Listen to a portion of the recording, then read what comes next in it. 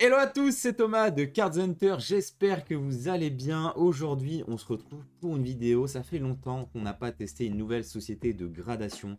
Et justement, il y en a une qui m'a tapé dans l'œil parce qu'elle fait les choses très différemment. C'est Ultimate Grading. Voilà, je vais vous expliquer tout ce qu'il y a à savoir sur cette société. On va, comme d'habitude, analyser leur site web, vous montrer comment leur envoyer des cartes. Ensuite, je vais vous montrer les cartes que j'envoie. Et ensuite, on récupérera tout ça. Et donc, on se retrouvera d'ici quelques semaines, quelques mois, je ne sais pas à l'heure où je tourne cette vidéo. Donc, je vous retrouve dans quelques instants pour analyser le site de Ultimate Grading. Et en attendant, n'hésitez pas à mettre un petit like, un petit commentaire à la fin de cette vidéo si elle vous a plu. Et on se retrouve sur le site de Ultimate Grading, qui est une société basée en Allemagne. Donc déjà, bien sûr, on teste en priorité les sociétés européennes.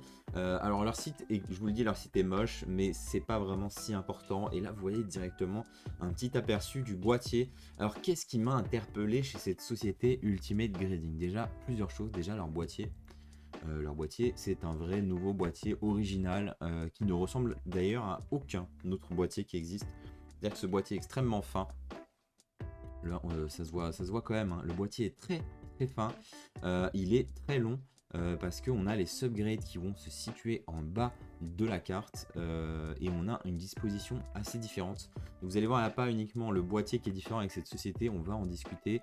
Je vous montre ça, bon, il y a un trailer, etc. On va pas s'attarder dessus aujourd'hui. Donc, est-ce qu'on a peut-être un plan plus gros ici d'une carte gradée? En tout cas, premièrement, là, on a les prix, donc c'est assez cher hein, quand même, c'est relativement cher. On est sur 25 € la carte environ. Il y a des moyens d'avoir plus rapidement votre carte et vous payez plus cher tout simplement si vous les voulez en 10 jours. C'est 56 € et le tarif est dégressif. Plus vous envoyez de cartes, moins c'est cher en gros, tout simplement. Première différence notable avec les autres sociétés de gradation, en plus du boîtier bien sûr, c'est que on va retrouver en fait des subgrades qui sont différentes. C'est surtout ça la grosse différence de Ultimate Grading, c'est qu'on va avoir comme d'habitude la surface, les coins et les côtés.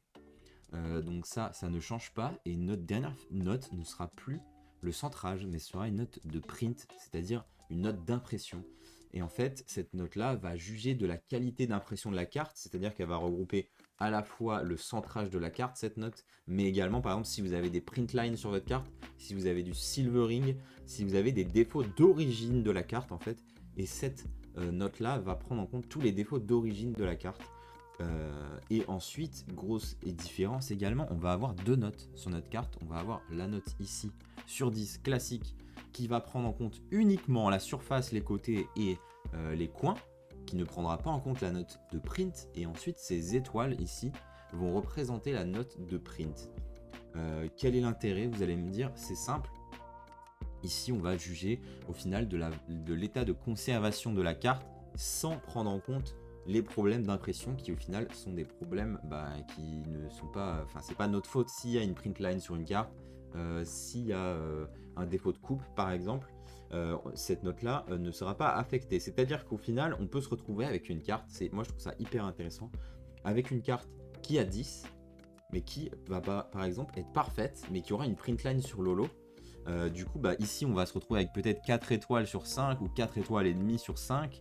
Mais ici, on va avoir un 10. Voilà, votre carte est parfaite. Il y a une print line sur l'eau, c'est pas de votre fait. La carte a été ouverte et a été gardée dans un état parfait de conservation. Donc, en vrai, elle mérite 10. C'est vrai qu'il y a un défaut d'une print line, par exemple, c'est quand même injuste d'avoir au final qu'un 9. Par exemple, chez PSA, vous risquez d'avoir uniquement 9. Même si votre carte est absolument parfaite, il y a une print line, vous avez 9, c'est un peu dégoûtant. Du coup, ici, c'est hyper intéressant. C'est-à-dire que vous pouvez avoir un 10, mais avoir moins de notes en print. Et du coup, ça vous quand même permet plus facilement d'avoir un 10, même si en vrai, ça veut pas dire que c'est facile d'avoir un 10. Je pense que c'est quand même très compliqué. Mais je trouve ça hyper intéressant de séparer la note des défauts d'origine et la note des états de conservation de la carte, en gros. Donc, hyper intéressant, hyper novateur. C'est la première fois que je vois ça, moi, personnellement. Après également mettre les subgrades en bas et le numéro de la carte, c'est assez intéressant, honnêtement, je trouve ça cool de tenter quelque chose de différent.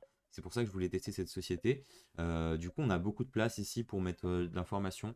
Et vous voyez ici, on a un sticker ici et un sticker ici. Et ça, ce sont des stickers de protection c'est-à-dire que si le boîtier est ouvert, ces stickers seront endommagés. Donc c'est une sécurité que je trouve hyper intéressante également. Je sais pas, on verra hein, une fois qu'on aura les boîtiers en main. Est-ce qu'on peut les ouvrir facilement ou pas? On essaiera bien sûr, vous connaissez. D'habitude on essaie d'ouvrir des boîtiers, voir ce que ça donne. Mais même si on réussit à ouvrir le boîtier au final, et même si on peut le refermer, bah, on aura ici l'information que ça a été ouvert. Donc ça, hyper intéressant. Est-ce qu'on a le dos? Ici on a des détails sur l'étiquette. Donc le dos, il y a un QR code classique. On a le logo que je trouve personnellement vraiment très laid. Mais c'est de mon goût, c'est pas grave, heureusement. Ce qu'ils ont fait aussi que j'aime bien, c'est que nous n'avons pas de logo sur l'avant. Honnêtement, toutes les sociétés mettent leur logo ici. On veut pas forcément voir le logo de votre société de gradation. Donc je trouve ça intéressant aussi d'avoir une approche très neutre. Ici on est très sobre, c'est très très sobre. Et ce boîtier a l'air très beau, j'ai hâte de l'avoir en main. Ce boîtier est très fin et très long. Ça a l'air intéressant, franchement, pour exposer vos cartes, etc. Ça a l'air plutôt cool. On a également un petit code barre sur la partie basse en bas du boîtier. Voilà. Voilà pour la case. Voilà pour les différences principales. Maintenant, on va voir ce que ça donne en main, tout simplement, ce boîtier. Je vais vous montrer les cartes que moi j'envoie. Vous allez voir, j'envoie quand même des belles cartes. Et j'envoie aussi des cartes, bien sûr, qui ont des défauts d'impression. Comme ça, on va pouvoir voir comment ça se passe exactement. Je vais vous montrer tout ça. Et on se retrouve avec les cartes que je vais tout simplement envoyer à Ultimate Grading. Donc je vais vous montrer ça. J'ai décidé d'envoyer les 2 cartes des Stamp Box Promo parce que il y a aussi des cartes que j'envoie pour avoir des belles cartes gradées. Hein. Il n'y a pas uniquement une raison particulière. Ces 2 cartes, je les trouve vraiment incroyables. Forcément, j'en ai envoyé aussi à PSA. J'aimerais bien en avoir en 10 pour ma collection. Et du coup, là, on va envoyer ces 2 petites cartes qui sont très très très belles. Donc, je les ai sorties directement du blister. Donc, pour ces cartes-là, il n'y a pas vraiment de souci. Honnêtement, j'ai pas vu de problème. C'est pas des cartes holo, c'est des cartes qu'on peut espérer sur ces cartes-là avoir un 9,5 ou un 10. Donc, si on a autre chose, je serais surpris. J'ai quand même bien inspecté les cartes et j'ai pas vu de problème du tout. Mais on n'est jamais à l'abri d'une surprise quand on envoie des cartes à grader. Donc voilà, on va espérer un 9,5 au minimum sur ces 2 cartes. On verra ensuite. Alors après, j'envoie 2 Celebi Promo Alternate. Ça, c'est pareil. Je les ai tirés moi-même d'un blister. Vraiment aucun problème à signaler. C'est des cartes que... Alors ça, c'est bien sûr, ça c'est sur le top loader. J'ai rien à signaler sur ces cartes non plus également. C'est de la carte japonaise récente. Holo cette fois-ci, donc il risque d'y avoir, il y a souvent des problèmes, on se le dit en ce moment sur la découpe, etc. À cette époque-là encore le print était bon, donc là je les envoie aussi pour avoir des belles cartes. Donc là je m'attends également à un 9,5 ou à un 10 sur ces cartes. Ensuite j'envoie un petit Mew brillant français qui est en très bon état, rien à signaler. Tiens, est-ce que c'est un point blanc ça? Je crois pas, je crois que j'ai rien vu sur cette carte non plus, hein. Quand même l'idée c'est toujours d'avoir des bonnes notes. Vous verrez après les cartes plutôt test, elles seront à la fin de l'envoi, vous allez voir, même dès la prochaine carte. Donc celle-ci, carte en très bon état, qui était dans ma boîte de cartes à grader. Je me suis dit pourquoi pas un petit Mew brillant, ça fait plaisir. Grader une petite carte française aussi pour voir ce que ça donne. Donc c'est du français récent, j'ai pas vu de défaut sur la carte. Je m'attends aussi à un 9,5, quelque chose comme ça. Donc on verra.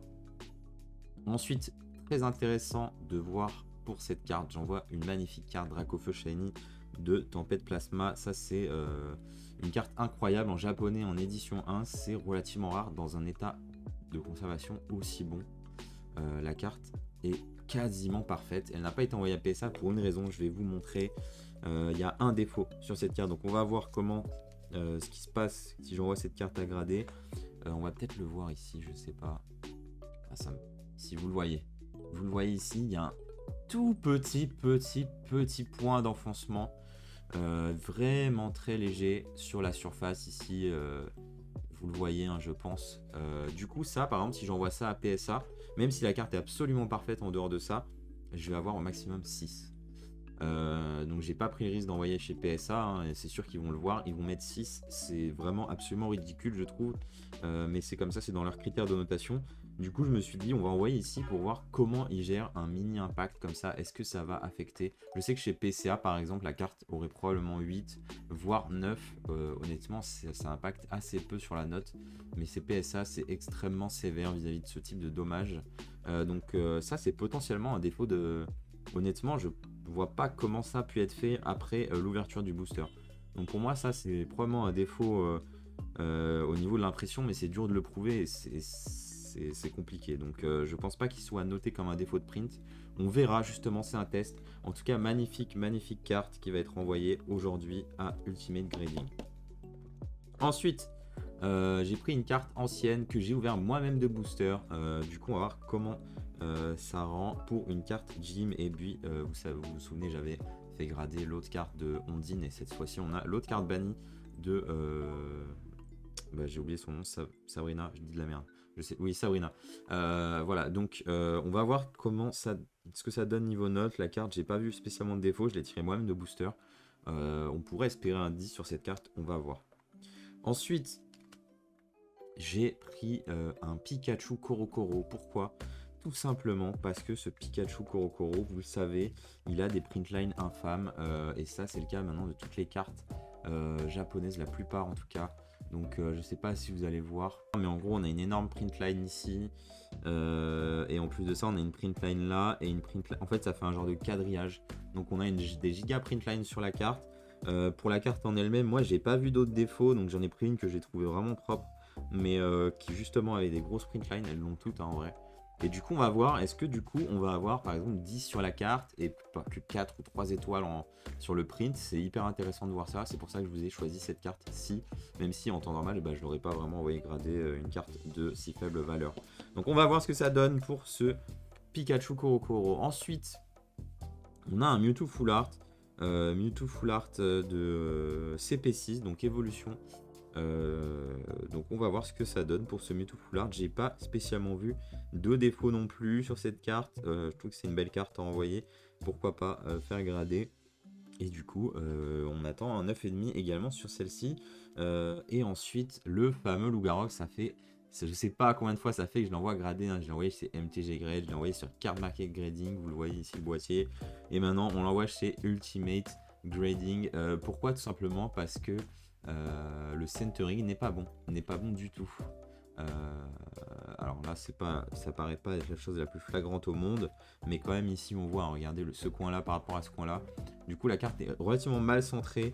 On voit ici quand même qu'on a des notes de 8,5, 9 et 9,5 sur les coins. 9 sur les côtés, 8,5 et sur la surface 9,5. Donc on va pouvoir comparer ces notes là aux notes de Ultimate Grading aussi, c'est intéressant. Du coup je vais casser ça en hors caméra et j'enverrai ce Lougarok également à l'envoi. Ça nous fait 10 cartes, voilà. Je tiens à préciser que j'ai discuté avec Ultimate Grading, ils m'ont offert 3 gradations seulement, donc il n'y a même pas de partenariat de ouf. En gros j'ai eu un prix sur mes 10 gradations, voilà, c'est tout. Ils ont été ok de me faire un prix, ils m'ont même pas offert la gradation. Ils étaient un petit peu sévères vis-à-vis de ça. C'est pas grave, de toute façon je ne serai pas influencé par ça, vous pouvez me faire confiance là-dessus. Il n'y a pas eu de... C'est pas un placement produit ou quoi que ce soit, juste ils m'ont fait un prix pour la gradation, vu qu'au final quand même j'en fais de la pub. Donc voilà, je vais envoyer ces 10 cartes. Nous on va se retrouver dans quelques semaines. Il y a écrit 60 jours sur le site. Est-ce que ce sera vraiment dans 2 mois ou pas? J'espère pas quand même. 2 mois ça me paraît un petit peu long, mais on ne sait jamais. Donc je vais envoyer ces 10 cartes, on va voir ce qui se passe, et puis on se retrouve juste après. Et on se retrouve 2 mois et quelques après l'envoi des cartes. Ça a pris beaucoup plus de temps que prévu. Je pensais qu'on devait être sur 4-5 semaines. On a mis plus de 2 mois pour récupérer nos cartes. On est aujourd'hui le 20 juin. J'ai reçu les cartes le 16 je crois. Voilà, enfin reçu ces cartes, ça fait plaisir. Ce qui est super cool, c'est qu'ils ont mis un petit autocollant ici et un petit autocollant ici sur les sleeves pour qu'on ne voit pas les notes et que je ne sois pas spoilé directement à l'ouverture. Du coup je n'ai pas vu les notes de ces cartes, on va les découvrir ensemble et on va voir le boîtier également ensemble. Je vais vous montrer tout ça. Là c'est sous pochette, c'est un peu moche, c'est des pochettes assez larges. Vous allez voir, franchement le boîtier est vraiment sympathique. Il fait un petit peu penser à celui de CCC, mais en différent, vraiment différent. Donc on commence avec ce Lougarok qui avait un gros problème de centering. Si vous vous rappelez, il avait 8,5 sur Card Market. Bah vous, c'était il y a quelques secondes. Moi, c'était il y a longtemps. Du coup, voilà, on va voir comment ils ont noté, vu que il y a la note de centering qui n'est pas vraiment comptée dans la note principale. Du coup, je vous propose qu'on regarde tout de suite la note. Bon, d'abord, on regarde les subgrades en vrai. Regardez les subgrades d'abord. Donc je vais enlever l'autocollant ici. Alors, on a 8,5 en surface, 8 sur les coins. On a 9 sur...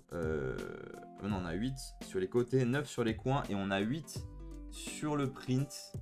Voilà pour nos 4 notes. Donc on devrait être à quelque chose comme, j'imagine, 8 ou 8,5. Quoique on ne prend pas le print en compte. Donc on sera à 8,5 hein, logiquement, vu qu'on a 8, 8,5 et 9.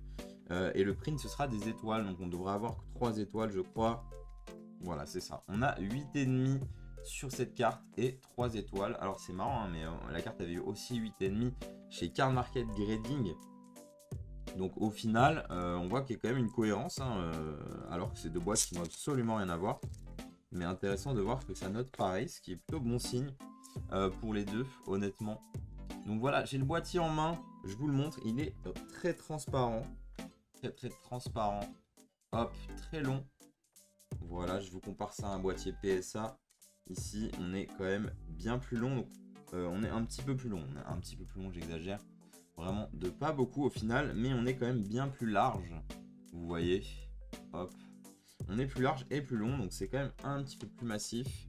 Ce qui est sympa, c'est qu'en fait, le boîtier, il est bombé. En fait, sur l'avant, là, ici, en fait, le boîtier est bombé. Ça se voit pas trop. Mais en gros, on sent que ça monte un petit peu. Et du coup, c'est pas mal. En fait, ça fait que c'est plat ici, un petit peu bombé ici. J'imagine que ça s'empile pas. Par contre, voilà, il n'y a pas de truc d'empilage. Du coup, il n'y a pas de bord ici non plus. On a quelques petites marques de scellage hein, sur les côtés. Mais ça, en fait, si on veut bien sceller, on est un peu obligé. De toute façon, je vais essayer d'ouvrir un boîtier à la fin de cette vidéo, juste pour voir ce que ça donne. Hein. Je verrai probablement ce loup-garok. Encore une fois, il va y passer partout, ce loup-garok. Donc... ouais, je vois pas d'endroit non plus où on pourrait ouvrir le boîtier sans le casser. Voilà, le boîtier après il a l'air... ça a l'air assez solide, mais je pense qu'on pourrait peut-être le casser assez facilement quand même. Comme d'habitude, comme je vous avais prévenu, ici on a un petit sticker. Ici également, voilà, on a les petits stickers qui, s'il y a une ouverture, bah, on verra tout à l'heure. Mais ça va normalement nous marquer que ça a été ouvert. Et puis voilà, au niveau qualité du plastique, ça a l'air sympa. Voilà, ils sont relativement légers, c'est vraiment léger. Je pense qu'on est, on est sur un plastique à peu près similaire à celui de PCA. Mais vu qu'il est lissé ici, je sais pas, ça fait un petit finish un petit peu plus qualitatif. Voilà. Pour l'étiquette, on est toujours bah, voilà, sur cette espèce de gris là.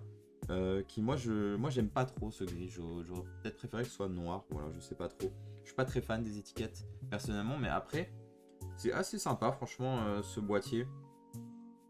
C'est quand même moins classe que CCC, je trouve. Mais j'aime bien le fait que les notes soient en bas et qu'on ait quand même de l'espace ici, de la visibilité. Et puis le système de notation, toujours une très bonne idée. On voit vraiment bien la carte. Hein. La carte elle est maintenue par des petits picots comme ça là. Il n'y a pas de sleeve à l'intérieur. Voilà. On verra ça tout à l'heure en l'ouvrant. Mais on a 8,5 sur ce loup-garok. On va pas trop s'attarder parce que bah, la vidéo est déjà très longue. On a ce Mew brillant qui était en super méta. Voilà, je m'attends à quoi? 9, 9,5 sur cette carte. On va découvrir les subgrades ensemble. Alors, surface 8,5. Ça fait un peu mal. Par contre, les côtés, on a 10. Ça, c'est vraiment nice. On a 9,5 sur les coins et on a 9 sur le print. Donc normalement on devrait avoir 9. Ouais, on devrait avoir 9 malheureusement. C'est dur parce que c'est vraiment que à cause de la surface. Si on a vu juste 9 en surface, on aurait eu 9,5 sur cette carte, un très beau 9,5. Ici on a 9 avec 4 étoiles pour la qualité du print. Ok. De toute façon, il n'y avait pas vraiment de défaut de print. Ça va être intéressant de voir sur le Dracofeu. Le Dracofeu de Tempête Plasma Shiny. Voilà. Donc les sleeves là, ça rend pas très bien. Vaut mieux les sortir des sleeves, les cartes, franchement. Parce que bon, il y a des reflets et tout. Mais voilà. Alors on a un Pikachu VMAX Koro. Pareil, ici, c'est une carte qui a des défauts de print. Hein. Vous savez, elle a les print lines. Mais sinon, à part ça... il n'y a pas vraiment de défaut. Donc est-ce qu'on peut avoir un 10 malgré des défauts de print? C'était un petit peu l'objectif sur cette carte. D'avoir un 10 même s'il y a des défauts type des print lines. On va voir ce que ça donne au niveau des notes. Allez, ce serait vraiment bien d'avoir un 10. Waouh, bah on est très loin. On est à 9 en surface, 8,5 sur les côtés. Le print à 7,5, hein, vous voyez les print lines là. Aïe, on prend cher. Et les coins, on a 9. Du coup, bah, on va avoir 9 logiquement. Un 9 avec que 2 étoiles et demie ici. Donc pour la qualité du print. C'est intéressant, hein. Je pense que tu vois sur cette carte, on peut réussir à trouver une carte qui est nickel et qui peut avoir 10 malgré des gros défauts de print. C'est ça qui est intéressant avec cette société. Moi je trouve en tout cas, là on a pris vraiment cher. 8,5 sur les côtés, ok. Ensuite, le Mewtwo de évolution. On va voir quelle note on a eu. On a eu 600 surface, quoi? Mais qu'est-ce que j'ai loupé? Qu'est-ce que j'ai loupé? 600 surface, vraiment? Waouh. Ok. 600 surface. Les côtés, on a 8,5. Les coins, on a 9. Et le print, on a 9. Mais là, on va prendre vraiment cher vu qu'on a que 3 notes.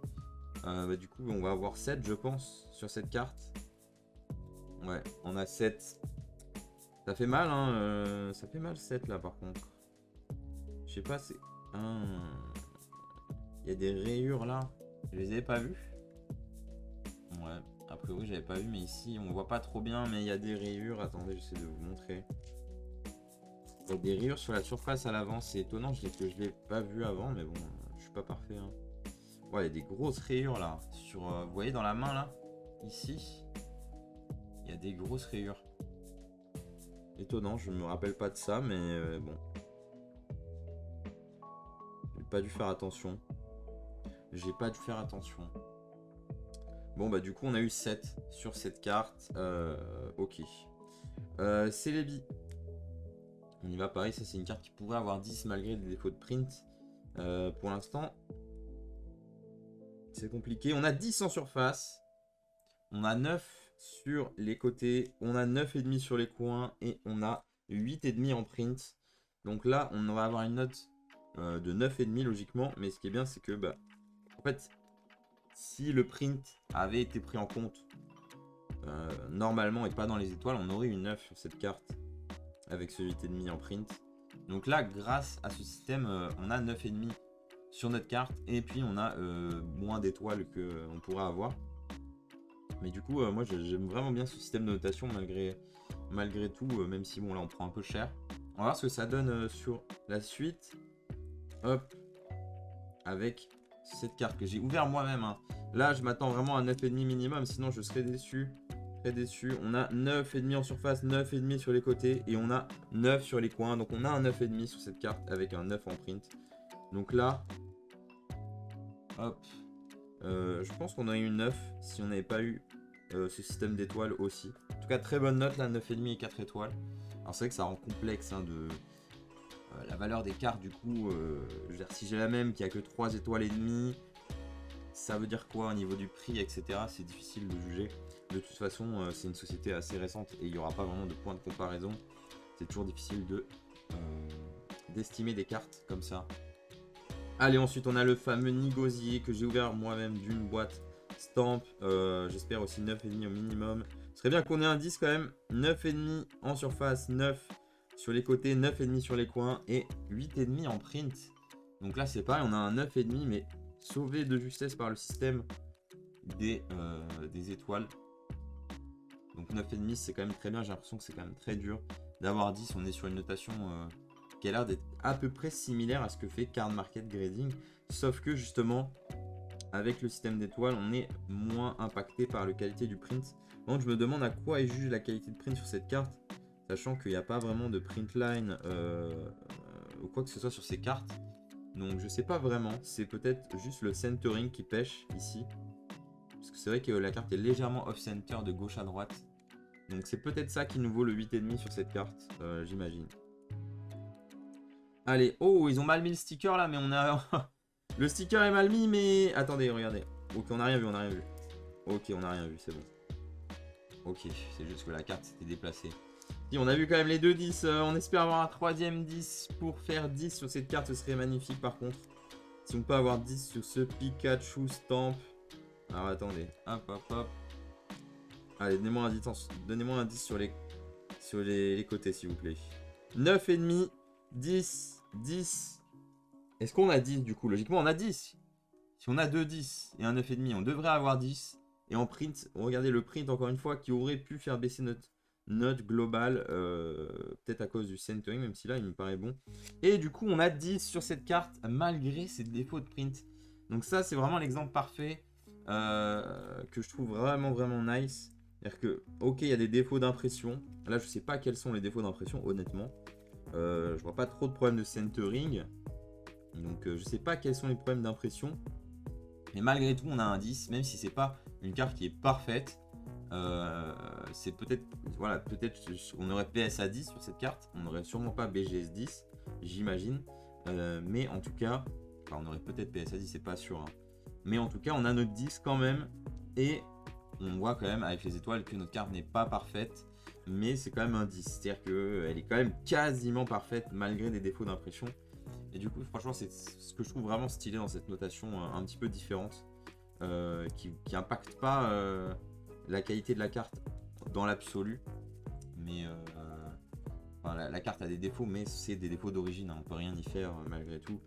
Donc vraiment très très cool d'avoir 10 sur cette carte. En plus de ça, qui est peut-être une des plus belles cartes. Même si c'est le Dracofeu, en vrai la plus belle carte de cet envoi. Mais le Dracofeu, je sais qu'on n'allait pas avoir 10. Donc on va voir, hein, vu qu'il y a quand même ce défaut là, ce petit point ici malheureusement, qui a probablement impacté la surface et pas forcément la qualité de print. C'est difficile hein, de juger si un défaut comme ça est un défaut d'origine ou non. C'est quasiment même impossible de le juger. Donc on va voir les notes qu'on a eues sur ce magnifique Dracofeu première édition. Hop. Si j'arrive à enlever le sticker. Ok, on y va. Surface, on a 7,5. Ah, ils ont vraiment impacté la surface alors. Ah ben là, on a tout vu. Mais voilà, ah c'est dommage. Hein.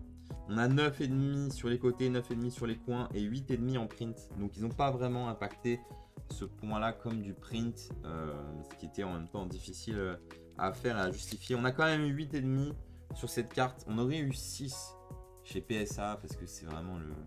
Eux, dès qu'il y a un point d'enfoncement, c'est 6, c'est 5 ou 6. En général, c'est 6. Mais vous voyez, la carte, malgré ce point-là, elle est parfaite. Hein. On a 9,5, 9,5.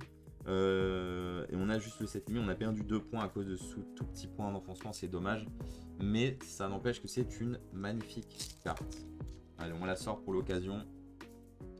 Voilà.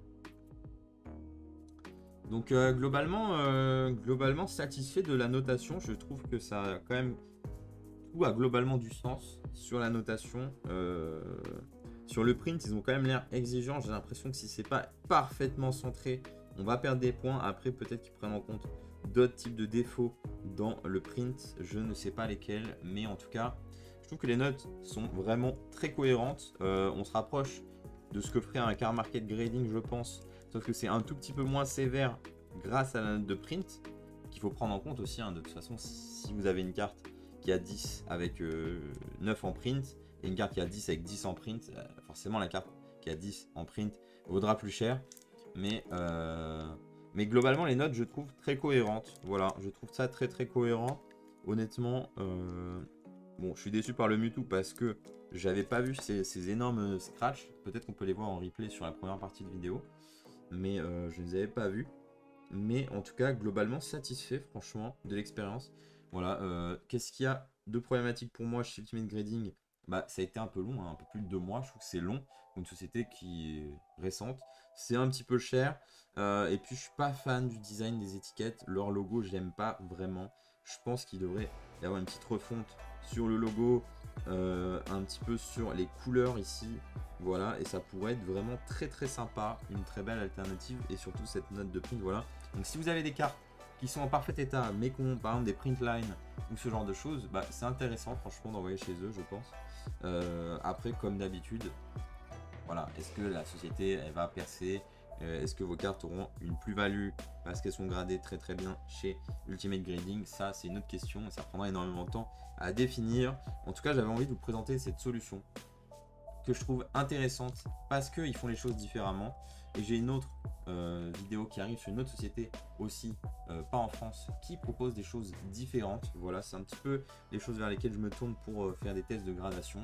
Voilà, le reste des copies de PSA ou de BGS au final, c'est difficile de les juger, mais en tout cas, vous présentez des innovations dans le grading.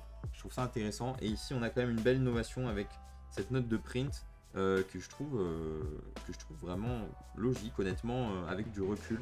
Au final, ils ont vraiment réfléchi sur ce qui n'allait pas avec le grading actuel, et je trouve ça très intéressant. Je pense que c'est un modèle que d'autres devraient prendre. J'espère que ça arrivera dans le futur, mais j'en doute un petit peu.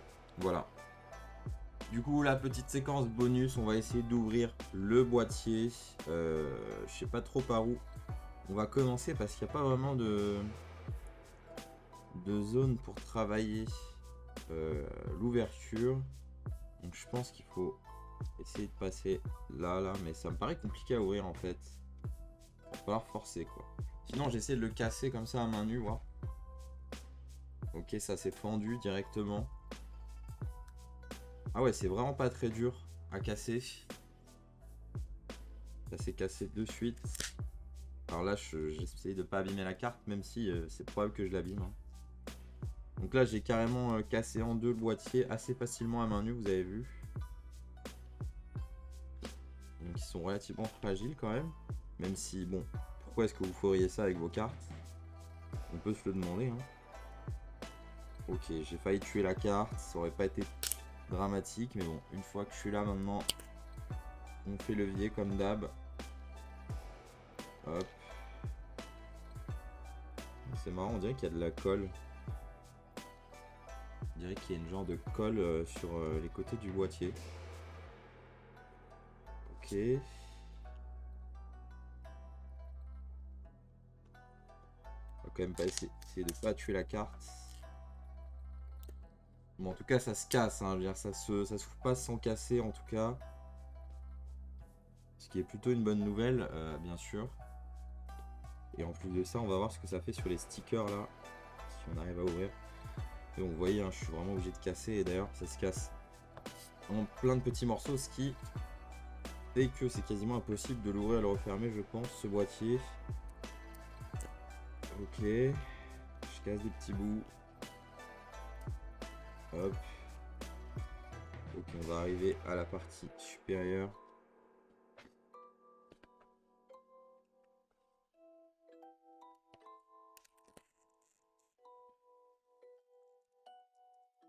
Ok, donc le sticker il est bien collé à la partie supérieure. Et regardez, quand il s'enlève, on voit qu'il a été enlevé. De toute façon, ici, il manque une partie du texte.